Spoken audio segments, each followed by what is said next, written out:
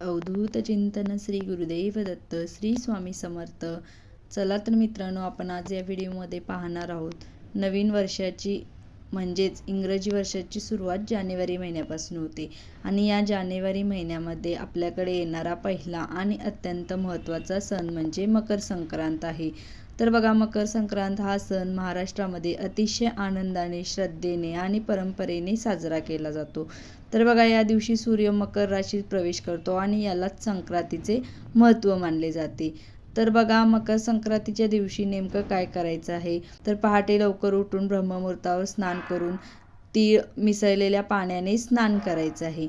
त्यानंतर बघा, सूर्यदेवाला अर्घ्य द्यायचं आहे. म्हणजे सकाळी उगवत्या सूर्याला तांब्यामध्ये पाणी, तीळ आणि फुलं घालून अर्घ्य द्यायचं आहे. आणि सूर्यनमस्कार घालणे खूप शुभ मानले जाते. त्या दिवशी आपल्याला घर स्वच्छ ठेवायचं आहे. दारात तिळगुळ ठेवणे शुभ मानले जाते. त्या दिवशी तिळगुळाचे दान करायचे आहे.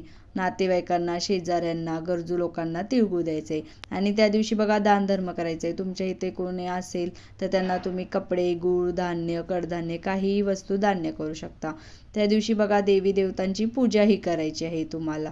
तर अशा प्रकारे बघा, आपल्याला संक्रांतीमध्ये चांगल्या गोष्टी आहेत त्या करायच्या आहेत. तर अशा प्रकारे तुम्हीही हा सण साजरा करा. अवधूत चिंतन श्री गुरुदेव दत्त.